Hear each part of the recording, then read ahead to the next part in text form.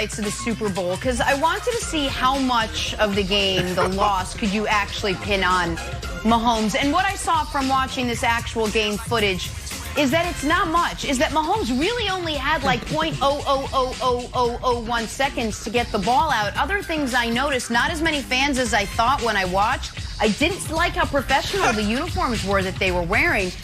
But a lot of this you can't really put on Mahomes. So, Nick, I got to give you credit. Balls being dropped left and right, and watching this real, actual game footage, not on Mahomes. I would not put this loss on Patrick Mahomes, buddy. Not his fault. Not his fault. Appreciate that, Jenna. All right, one in-house note quickly for my butt first. Some folks have asked and wondered why I'm in for Colin this week. Colin, you can go to his Instagram. He explained it firsthand yesterday. My dear friend, someone that I love with all my heart, and I know all of us care for Colin, but I have a special relationship with him. He has helped me in ways the audience will never know. Was hospitalized this weekend. Now, he's going to be okay. He's already out of the hospital, but Sunday was terrifying for, I think, all involved. And so that's why Colin is not hosting his show on a week where he desperately wants to host his show. So he's going to be all right. He's back home. He's with his family. But on my behalf and on behalf of everyone at FS1 and certainly everyone on this show, our best wishes and thoughts with Colin as he gets back healthy and hopefully gets back on TV very, very soon. But in the meantime, Colin, I'll hold you down on the herd. I got your back, brother. Yep, absolutely everything that Nick said there. And Colin left a nice message to his fans and everyone on Instagram, Twitter. Definitely check that out. All right, we'll take a turn. Talk some Philadelphia Eagles now. Man, things are getting nutty down there in Philly. First, you get rid of your coach because you're keeping your quarterback. Then you say, forget it, we're getting rid of the quarterback too. Carson Wentz on the market, but so far no nibbles. Why? Oh, I don't know. Maybe because the Birds are looking for 2 first-rounders for him? Nick, you say it's preposterous. Are the Eagles crazy to think Wentz is worth 2 first-round picks? To quote a wise broadcaster, or misquote, the unmitigated gall it takes to demand 2 first-round picks for a guy who last year was the worst quarterback in the NFL is beyond me.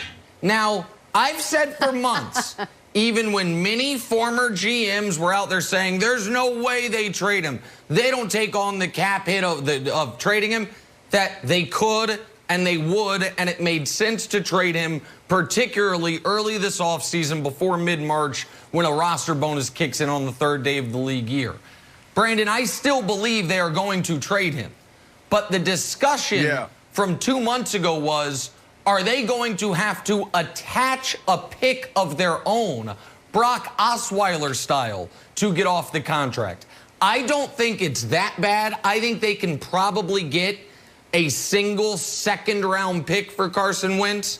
If someone offers them a first, they need to hang up that phone and say yes and hang up that phone immediately. But the idea that they are getting what you got for Jalen Ramsey for Carson Wentz is lunacy and will never, ever happen. All right, so look, you quoted one of your guys. What do you say? The unmitigated gall. Let me quote one of my favorite guys on television. What the hell we doing, bro? I think that's you, Nick. Isn't that your thing? What are we doing here? Are we serious right now? You're asking for 2 first-round picks? Like, if it was 2 years ago, I think you can demand that and potentially more. But when you think about the reports that came out this year and the reports that came out, you know, last year, a little bit over a year ago, then you really have to question if this is the right guy. Now, on the field, people are like, well, Brandon, you know, he threw so many picks. He doesn't seem like he has any poise in the pocket. Those are things that people think they can fix because when you turn on the film from college, when you turn on the film from year 1, year 2, you're like, yo, this dude can do it. That offensive line was banged up. They had no wide receivers. So on the field, people feel like they can help this guy, Wilds. But off the field is the biggest concern. When you go back, and I lean into that report from the Philly Voice again, they talk about uncompromising, selfish, and then also, what is the thing? Playing favorites. That's a big deal. I talked to 2 people in the organization that was there back in 2018, 2019, and they said this is absolutely true.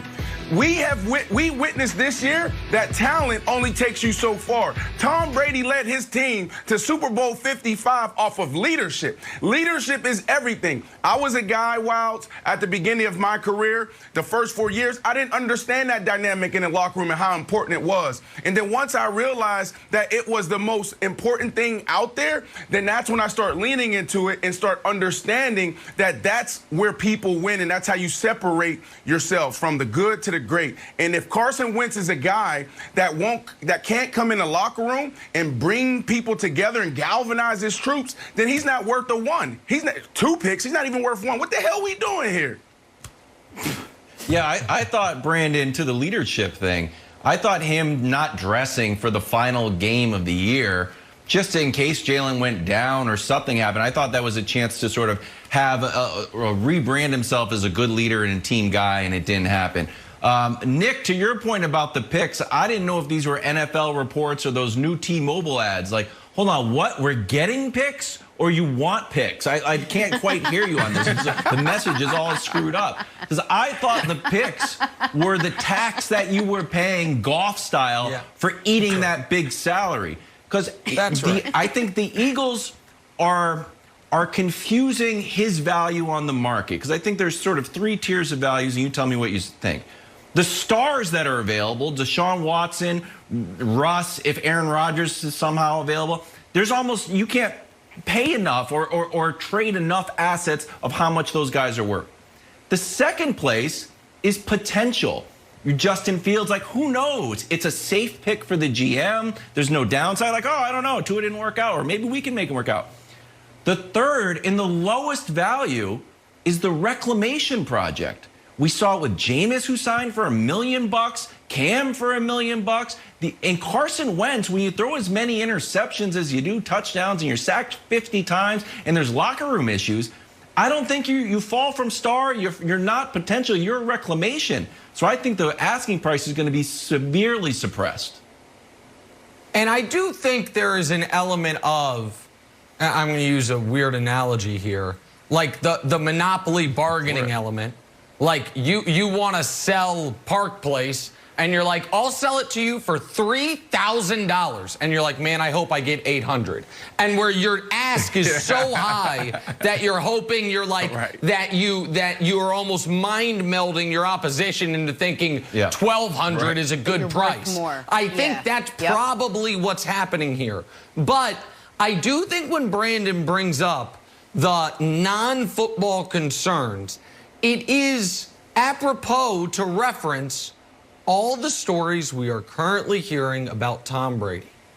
If part of what makes Brady great is how loyal his teammates are to him, how much people love him, how great of a leader he is, if we all agree that on just pure arm talent alone, there's a handful of quarterbacks in recent history that would outclass Brady in the old quarterback competitions, but yet Brady has 7 rings, then you must do the inverse of that, which is even if you have a ton of arm talent, if all the other things, Brandon, that go into being a quarterback you stink at, and by the way, you're hurt all the time, and by the way, ball security is job security, and you weren't good at that last year, then what is your actual value? Your actual value is that you were the 2nd overall pick and you had 1 brilliant season. And people don't want to give up on that at 28 years old. So be it. But those other things take a real hacksaw to the rest of your value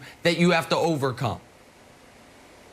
Yeah, we had an opportunity to interview Bruce Arians last night on Inside the NFL. And the guys asked him, just tell us about Tom Brady. What did you learn about Tom Brady?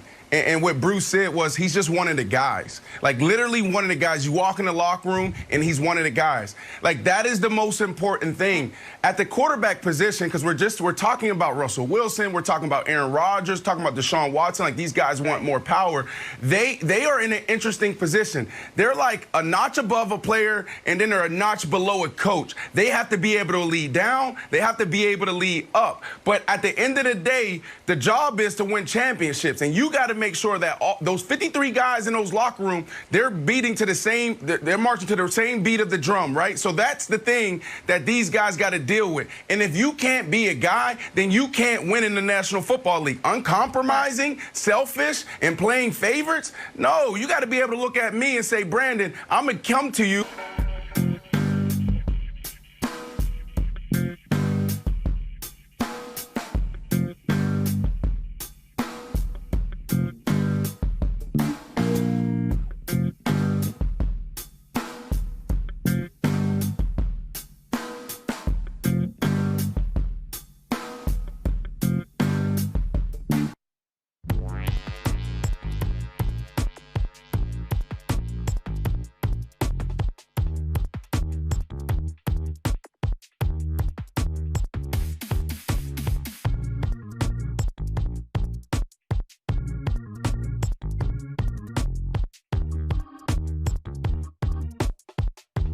On a week where he desperately wants to host his show. So he's going to be all right. He's back home. He's with his family. But on my behalf and on behalf of everyone at FS1 and certainly everyone on this show, our best wishes and thoughts with Colin as he gets back healthy and hopefully gets back on TV very, very soon. But in the meantime, Colin, I'll hold you down on the herd. I got your back, brother.